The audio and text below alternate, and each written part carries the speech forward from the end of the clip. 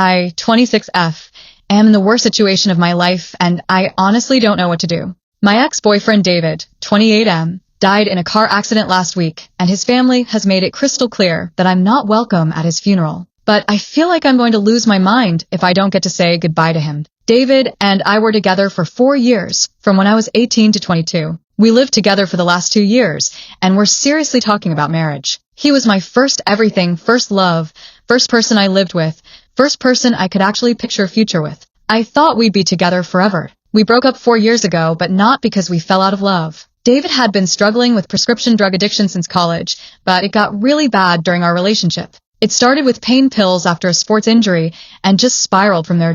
I tried everything to help him. I went to NA meetings with him. I flushed his pills down the toilet. I drove him to rehab twice. But he kept relapsing and it was destroying both of us. I was losing weight, failing my college classes, and having panic attacks because I was so stressed about what he was doing to himself. The final straw was when I came home and found him passed out on our bathroom floor. He'd been clean for 3 weeks, and I thought things were getting better. But he'd relapsed again and taken so much that I couldn't wake him up. I had to call 911, and they had to give him Narcan to bring him back. That night in the hospital, I told him I couldn't do it anymore. I said I loved him more than anything, but I couldn't watch him kill himself, and I couldn't keep living like this. He begged me not to leave and promised he'd get clean for real this time, but I'd heard those promises before. I moved out the next week, and it was the hardest thing I've ever done. I cried for months, but I knew if I stayed I was going to end up destroyed too, and that wouldn't help either of us. David's family was furious with me for leaving. His mom called me selfish and said I was abandoning him when he needed me most. His dad said I obviously never really loved him if I could walk away so easily. His sister told me I was a heartless person who gave up on someone who was sick. They acted like I was some monster who just decided to leave because things got inconvenient. They had no idea what I'd been through trying to help him or how much it was killing me to watch him destroy himself. After I left, David hit rock bottom for about 6 months. He lost his job, got arrested for possession, and ended up homeless for a while. His family had to do a formal intervention and basically forced him into a long-term treatment program. It took him about a year to get truly clean, and then another year to rebuild his life and get stable. We didn't talk at all for the first 2.5 years after I left. It was too painful for both of us, and his family made it clear they didn't want me having any contact with him. I heard through mutual friends that he was in treatment and then that he was doing better, but we had zero direct contact. About 18 months ago, David reached out to me directly for the first time since our breakup. He said he'd been sober for over a year and wanted to apologize for everything he'd put me through. He said he understood why I left and that it was part of what eventually motivated him to get serious about recovery. I was hesitant to respond at first because I didn't want to mess up his progress or cause problems with his family. But he kept texting and said he really needed to make amends as part of his recovery process. We eventually agreed to meet for coffee. I was nervous about seeing him again, but he was like a completely different person. He looked healthy, he was clear-headed, and he seemed genuinely happy in a way I'd never seen before. He'd been working the same job for over a year, had his own apartment, and was rebuilding his relationships with family and friends. We talked for hours about everything that had happened. He told me he didn't blame me for leaving and that he was grateful I'd been strong enough to do what he couldn't. He said watching me walk away made him realize he was going to lose everything that mattered to him if he didn't get cleaned. At first we just met for coffee every few weeks. It was awkward but also felt really good to have closure on our relationship. But after a couple months it became clear that the feelings were still there for both of us. We had this incredible connection and chemistry that never went away. David told me he'd been thinking about me constantly throughout his recovery and that getting back together with me was one of his biggest motivations for staying sober. He said he wanted to be the man I deserved and that he was finally in a place where he could be that person. I was scared because of everything that had happened before, but I was also still in love with him. We decided to start dating again, but take things really slowly. We spent about 6 months just dating casually, making sure his sobriety was solid and that we could build a healthy relationship this time. About a year ago, we became officially back together. We don't live together yet because we both think it's important to take that step slowly, but we see each other almost every day. We've talked about moving in together again and getting engaged, but we agreed to wait until he hits his 3-year sobriety milestone, which is coming up in 2 months. His family found out we were back together about a year ago, right when we became official, and they've been absolutely furious. His mom called me screaming about how I was going to ruin his recovery. She said I was selfish for coming back into his life when he was finally doing well.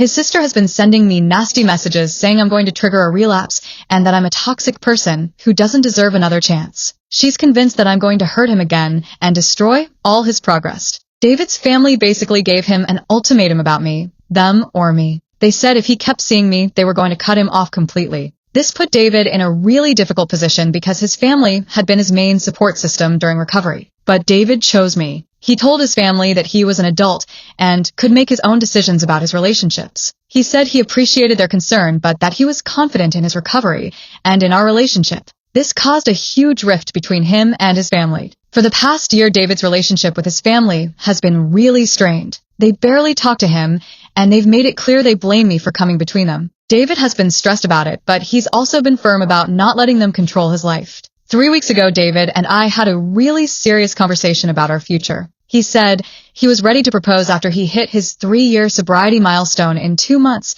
and wanted to start looking at rings. We were planning to move in together this summer and get engaged by the fall. Everything was finally falling into place. Last Tuesday, David was driving home from work when a drunk driver ran a red light and hit him head-on. He died instantly. The other driver walked away with minor injuries. I found out from our mutual friend Jake because David's family obviously didn't call me. Jake said he thought I should know because he knew David and I were back together and planning to get engaged. I completely fell apart when he told me that. I couldn't believe David was gone. We'd been texting that morning about apartment hunting. He'd sent me a picture of a ring he was looking at during his lunch break. Everything was perfect, and then suddenly he was just gone. I wanted to reach out to his family to offer my condolences, but I knew they hated me. I decided to send his mom a text saying how sorry I was, and that David had meant everything to me. I thought maybe grief would help us put our differences aside. Her response was brutal. She said I had no right to grieve David publicly and that I'd lost the right to be considered family when I abandoned him during his addiction. She said the funeral was for people who actually loved him and stood by him, not for people who gave up on him when things got hard. She said I was probably just looking for attention and that I should grieve privately instead of trying to insert myself into their family's tragedy. She told me not to contact them again and said I wasn't welcome at any services. I was really hurt, but I tried to understand that she was grieving. I didn't respond and figured I'd just process my grief privately. But then yesterday his sister called me directly. She was even more vicious than his mom. She said I was a manipulative person who had ruined David's relationship with his family and that I was responsible for him being estranged from them when he died. She said I was a selfish person who only cared about myself and that I'd probably just move on to someone else within a few months. She said I didn't deserve to grieve David because I'd already proven I didn't really love him by leaving him before. Then she told me that if I showed up to the funeral, they would have me removed by security. She said she'd already talked to the funeral home and given them my name and photo so they'd know to keep me out. She said anyone who brought me or tried to help me get into the service would be asked to leave immediately. She made it clear that I was completely unwelcome and that my presence would be considered harassment of a grieving family. I was completely devastated by that phone call. I understand that they're grieving and angry, but the things she said were so cruel and hurtful. I've been crying for 2 days straight since she called me. I'm completely torn about what to do. Part of me wants to respect their wishes and stay away because I don't want to cause drama at David's funeral. But another part of me feels like I have just as much right to be there as anyone else.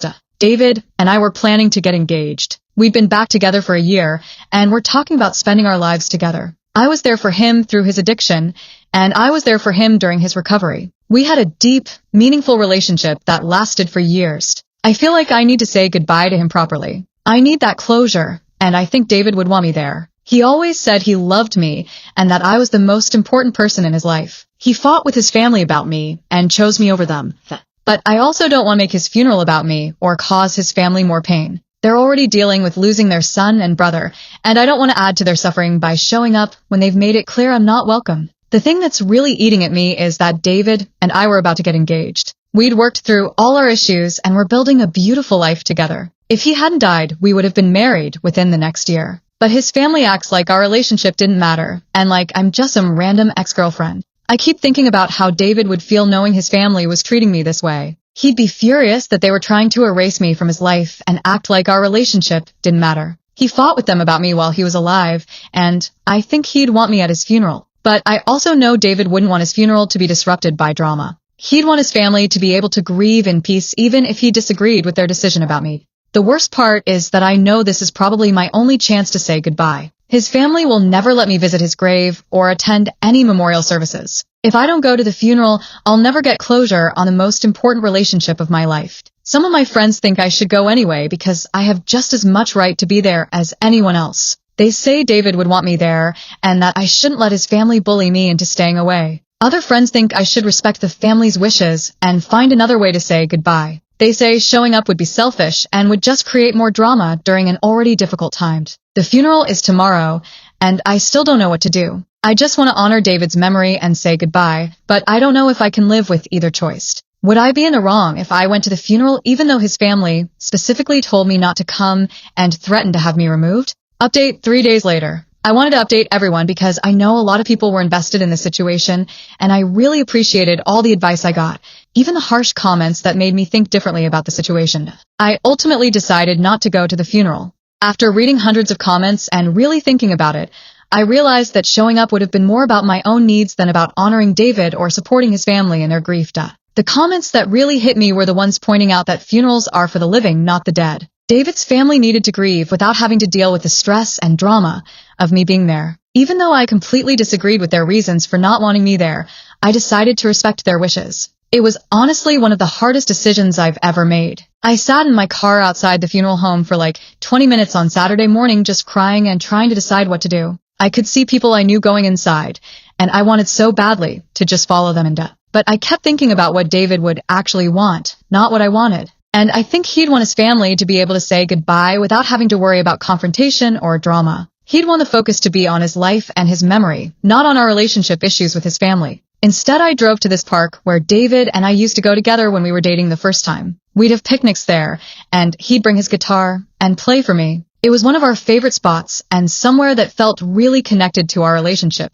I spent the whole afternoon there remembering all the good times we had together. I brought some of his favorite flowers and wrote him a long letter telling him everything I wished I could have said. I told him how much I loved him and how proud I was of him for getting sober and rebuilding his life. I also told him how sorry I was that we didn't get more time together and how excited I was about our future plans. I told him about the ring he'd shown me and how I would have said yes when he proposed. I told him I would have been honored to be his wife. It was actually really peaceful and healing. I felt like I got the closure I needed without causing anyone else pain. I cried a lot, but it felt good to finally let out all the emotions I'd been holding in since he died. I think David would have understood my decision and probably would have preferred it that way. He always hated conflict, especially with his family, and he'd probably be relieved that I chose to avoid a confrontation at his funeral. I also want to address some of the comments about his family's reaction. Yes, they were harsh and hurtful in how they handled things, especially threatening to have me removed by security. But they just lost their son and brother in a tragic accident. People don't always act rationally when they're grieving.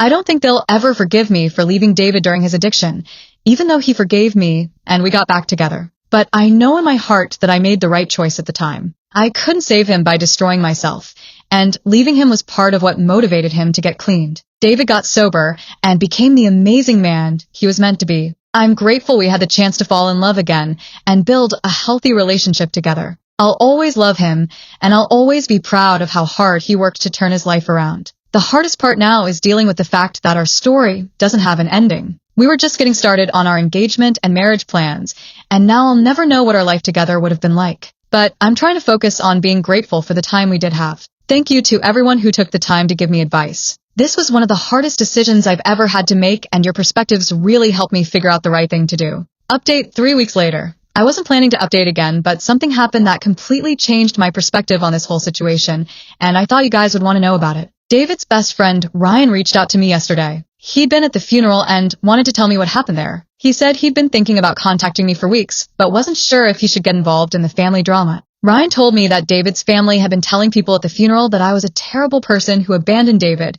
and then came back to manipulate him. His mom had apparently been going around before the service telling people that I was selfish and had ruined David's relationship with his family. During the eulogy, David's mom talked about how proud she was that David had overcome betrayal and abandonment and how he'd learned to recognize toxic people. She basically used his funeral to trash me without naming me directly. But Ryan said that after the formal eulogies, during the open mic portion, he couldn't stay quiet anymore. He got up and told everyone the truth about David's recovery and our relationship. Ryan said David had talked about me constantly throughout his recovery and that he'd always credited me with helping save his life by leaving him when I did. He told everyone that David used to say watching me walk away was the wake-up call he needed to get serious about getting cleaned. He said David had been happier in the past year than Ryan had ever seen him, and that David talked constantly about how excited he was to marry me. Ryan told everyone that David had been ring shopping and planning to propose after his 3-year sobriety milestone in a couple months. Ryan said David had never blamed me for leaving during his addiction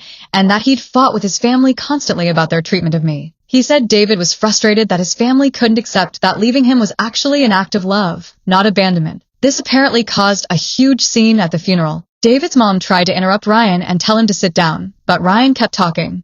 He said he couldn't let people leave David's funeral thinking I was some villain when David himself had never felt that way about me. David's sister actually got up and tried to physically stop Ryan from talking, but other people intervened. Several of David's friends started speaking up and agreeing with Ryan about how much David loved me and how happy he'd been since we got back together. Ryan said it turned into this whole thing where David's family was on one side insisting I was terrible, and David's friends were on the other side defending me and our relationship. He said it was exactly the kind of drama David would have hated at his own funeral. But Ryan also told me something that completely broke my heart. He said David had been planning to propose to me in 2 months, right after his 3-year sobriety milestone. He'd already bought the ring and had asked Ryan to help him plan the proposal. Ryan showed me pictures on David's phone of the ring David had chosen. It was absolutely perfect, exactly what I would have wanted. David had apparently spent weeks researching and visiting different jewelers to find the right one. Ryan said David had been so excited about proposing and had been planning this elaborate proposal at the park where we had our first date. He'd been working with Ryan to coordinate everything and had even written out what he wanted to say when he asked me to marry him. Ryan read me some of what David had written for his proposal speech. David had written about how I was the love of his life and how grateful he was that we'd found our way back to each other. He wrote about how he wanted to spend the rest of his life making up for the time we'd lost because of his addiction. This completely destroyed me, but also made me feel so much better about our relationship and where we were headed. Knowing that David was that serious about our future and had put so much thought into proposing means everything to me. Ryan also told me that David had been keeping a journal throughout his recovery and had written about me constantly. He said David's family had his personal belongings, but that Ryan had read some of the entries when David had shared them with him. According to Ryan, David wrote about how leaving him was the most loving thing I'd ever done for him. He wrote about how he knew his addiction was destroying both of us and how grateful he was that I was strong enough to walk away when he couldn't get clean on his own. David apparently wrote that he hoped someday he'd be worthy of me again and that he was working on himself, so he could be the partner I deserved. Ryan said the entries about me were full of love and gratitude,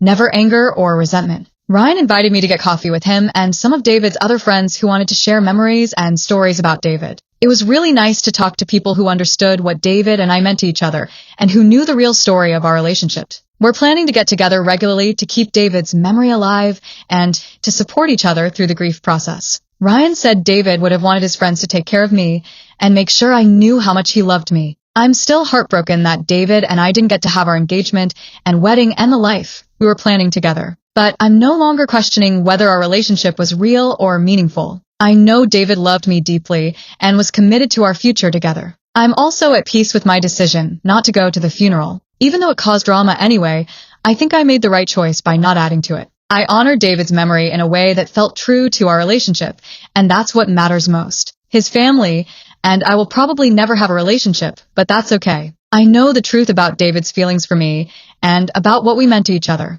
That's enough for me to move forward with my grief and healing. Thank you again to everyone who helped me through this difficult decision. Your advice and support meant more than you know, and I'm grateful I chose to respect his family's wishes even though it was incredibly painful.